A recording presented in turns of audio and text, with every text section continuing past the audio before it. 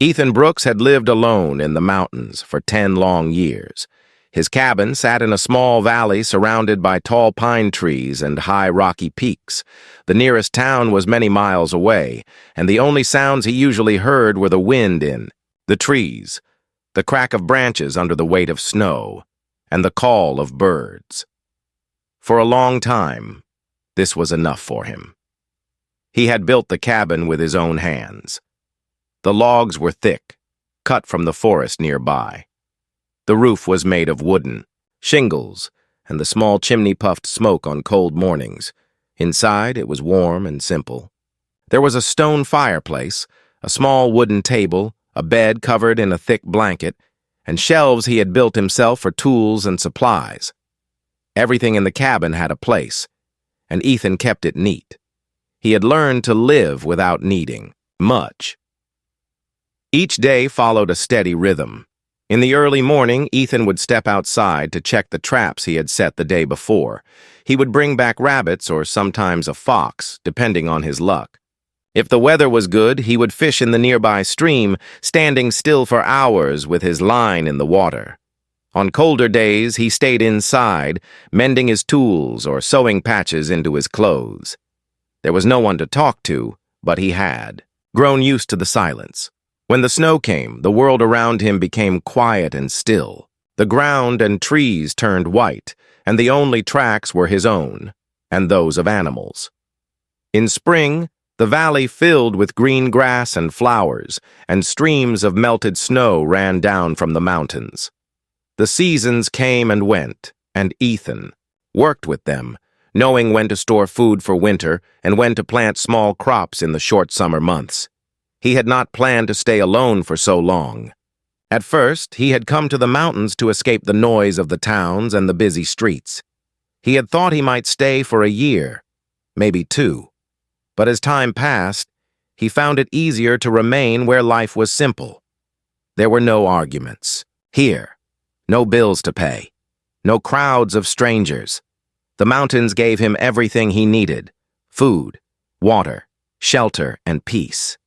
Still, there were nights when the quiet felt heavy. Sometimes he would sit by the fire and remember the sound of other people's voices, the laughter in a warm room, or the comfort of someone sitting beside him. These memories would drift through his mind like smoke, then fade again into the steady stillness of mountain life. Ethan had learned many skills over the years. He could start a fire even when the wood was damp, track animals through the forest, and read the signs of changing weather. He knew which plants could be eaten and which ones could make a man sick. He could repair almost anything with a piece of rope, a few nails, and his knife. These skills kept him alive, but they also kept him tied to the land. Leaving the mountains would mean leaving the life he had built with his own hands. Sometimes, in summer, hunters or hikers passed through the valley. Most of them stayed only a short time before moving on. Ethan would speak to them politely, offer directions, and sometimes share a meal, but he never asked them to stay. The thought of having someone with him all the time was strange. He wasn't sure he would know how to live with another person after so many years alone.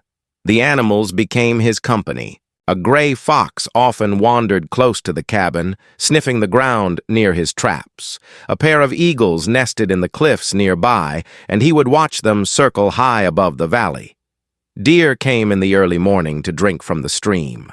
These creatures did not speak, but they filled the silence in their own way.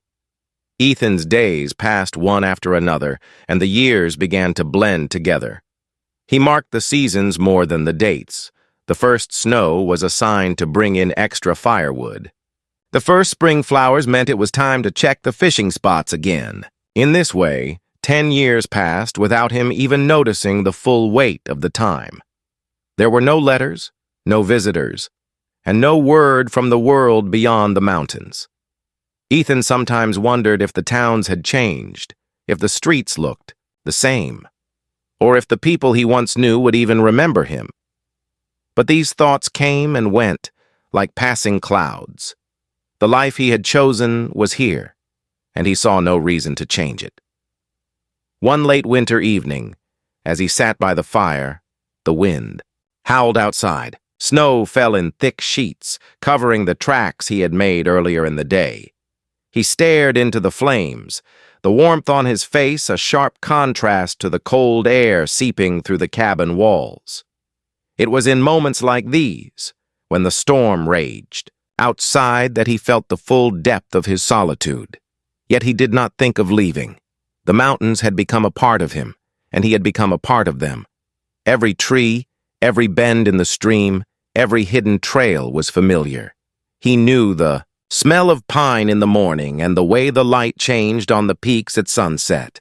The thought of trading this for the noise of the outside world felt almost impossible.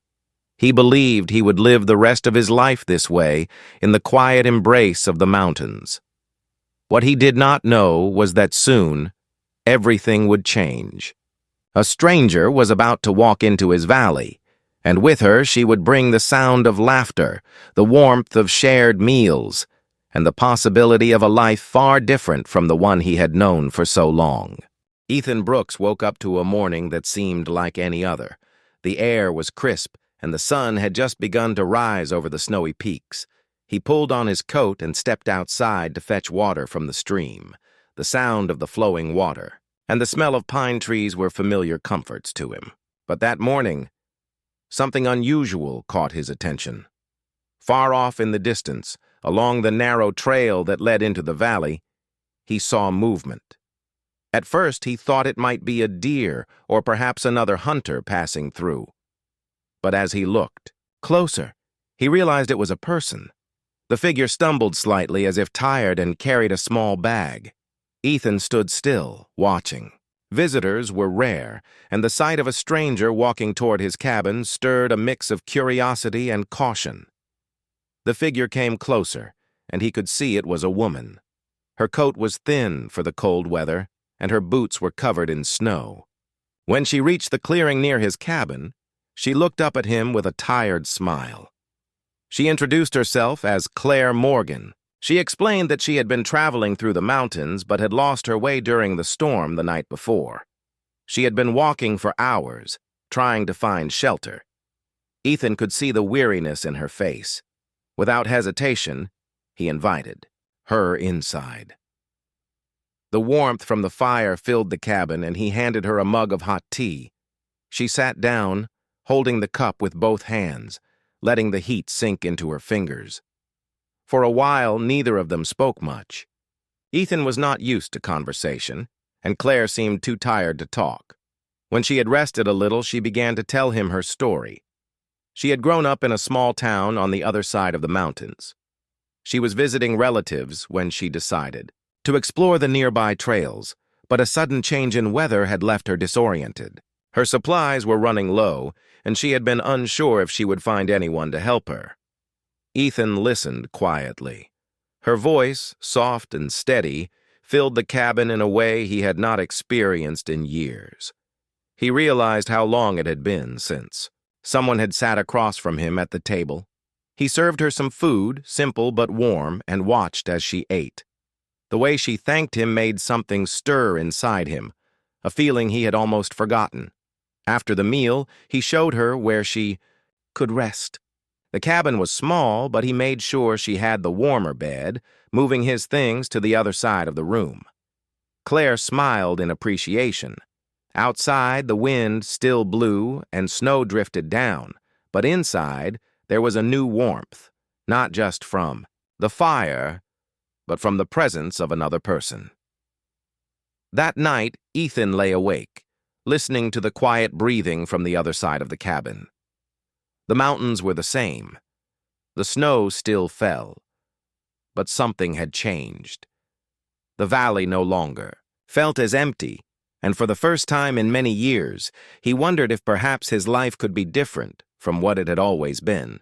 Ethan woke to the smell of the fire burning low and the soft sound of movement in the cabin. Claire was already awake, quietly adding wood to the fireplace. She turned and gave him a small smile, thanking him again for letting her stay. The air inside was warm, but the frost on the window told them the world outside was still locked in winter's grip. They shared a simple breakfast of bread and dried berries. Claire asked him about his life in the mountains, how he had managed all these years alone. Ethan spoke slowly, explaining his routines, the way he hunted, fished, and gathered what he needed from the land. She listened with interest, sometimes asking small questions. He realized how different it felt to have someone truly curious about his life. Over the next few days, the snowstorm kept them inside more than usual. They filled the quiet hours with conversation. Claire told him about her town, the neighbors, who knew each other's names, and the small bakery she liked to visit. Ethan found himself picturing the places she described, even though he had not been in a town for a long time. They worked together on small tasks around the cabin. Ethan showed her how to repair a broken handle on a cooking pot, and she helped him organize his shelves of supplies. It felt strange to share these daily chores, yet it was also comforting. In the evenings, they sat by the fire. Sometimes they talked, sometimes they simply watched the flames in silence. As the days passed, Ethan began to notice small things. He noticed the way Claire's eyes lit up when she laughed, the way she hummed softly while she worked, and the way her presence made the cabin feel less like a shelter and more like a home. She, too, seemed to grow more at ease. The lines of worry on her face softened, and her smile came more easily. When the weather began to clear, Claire spoke of continuing her journey. She needed to get back to her family, she said. Ethan felt a tightness in his chest at the thought of her leaving. He had grown used to her being there, to the sound of another person's voice and the warmth she brought to the cabin. One afternoon, they walked to the edge of the valley together. The snow was deep, but the sunlight made the landscape sparkle. From the ridge, they could see the trail winding down toward the distant hills. Claire stood there quietly, looking out at the path. Ethan stood beside her, knowing that soon she might take that road and vanish from his life. The days that followed were filled with a quiet understanding. Neither of them spoke much about her leaving, but the thought hung in the air. Ethan knew that he had lived alone for 10 years, and he could do it again, but something inside him told him he no longer wanted to. Ethan woke early, the morning light slipping through the frosted glass. Claire was still asleep, her face calm and peaceful. For a moment, he simply watched her, realizing how much he had grown to care for her in such a short time. The cabin felt different now. Not just a place to survive the winter, but a place where life was shared. When she awoke, they spoke about the coming days. The weather was turning mild, and the trail would soon be clear enough for travel. Claire mentioned again that she would need to return home. Her voice was gentle, but Ethan heard the unspoken question in it. Would he let her go without saying how he felt? They spent the day outside, gathering wood and walking along the stream. The snow had melted in patches, revealing green shoots of grass beneath. The sound of rushing water filled the valley, and birds returned to the trees. Claire smiled at the signs of spring, but Ethan found himself thinking about what spring would feel like without her there. That evening, they sat by the fire, the soft crackle of the logs between them. Ethan took a deep breath and spoke. He told her about the 10 years he had spent alone, how he had chosen the mountains for peace, but had never expected to meet someone like her. He said that seeing her arrive had been like seeing sunlight after a long winter. He told her he did not want her to leave. Claire was quiet for a long moment. She looked into the fire, then turned to him. She admitted that she felt the same way. She had come into his life by chance, but she had found something she didn't want to lose. The mountains, the quiet, and most of all, him. Ethan felt a rush of relief and joy.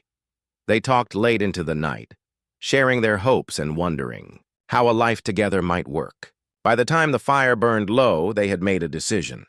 They would not let the chance slip away. They would stay together. The next day, Ethan walked into the nearby town with Claire. They gathered the few things needed, and word spread quickly about the couple who had decided to marry so soon. The townsfolk were curious but warm, offering to help. Plans for a simple wedding began to take shape, with the mountains as their witness. Ethan returned to the cabin that night with a feeling he had not known in years, excitement for what lay ahead. The long years of solitude had come to an end, and he knew this new chapter would be the most important of his life. The morning of the wedding was clear and bright. The mountains stood tall in the distance, their peaks still touched with snow, while the valley below was alive with the sound of birds and the gentle rush of the stream. Ethan woke early, feeling the mix of calm and nervous excitement that comes before a big change. He stepped outside, breathing in the crisp air, and looked toward the small clearing where the ceremony would take place. Claire was already awake, arranging the flowers she had gathered the day before. She wore a simple white dress that moved lightly in the morning breeze. When she saw Ethan, she smiled in a way that made his chest feel warm. They didn't speak much at first, just worked together to set up a small table and chairs borrowed from the townsfolk who had come to help. By late morning, a few friends from the nearby town arrived, bringing food, music, and laughter.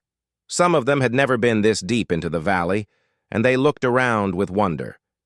The scent of pine and fresh earth filled the air as people greeted one another and shared stories. Ethan had not seen so many smiling faces in years. When the time came, Ethan and Claire stood together beneath a large pine tree. The sunlight filtered through the branches, casting soft patterns on the ground. The man from town who had agreed to marry them began to speak, his voice steady and warm. He talked about the meaning of finding someone after years of solitude, about the strength of love that comes unexpectedly. Ethan listened but kept his eyes on Claire.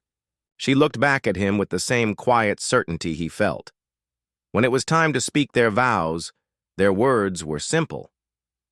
Ethan promised to share his life, his home, and his heart.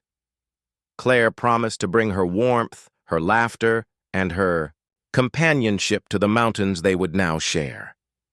When they kissed, the valley seemed even brighter. Applause and cheers rose from the small crowd, and the moment felt like the first day of spring after a long winter. The celebration that followed was filled with music, good food, and the easy joy of people coming together. Children played by. The stream and the sound of their laughter carried through the air. As the day turned to evening, the guests began to leave, their footsteps fading down the trail. Ethan and Claire stood together, watching the sunset paint the sky in shades of gold and pink. They returned to the cabin hand in hand, the firelight welcoming them home. That night they sat quietly, the only sounds the crackle of the fire and the wind in the trees. They didn't need many words.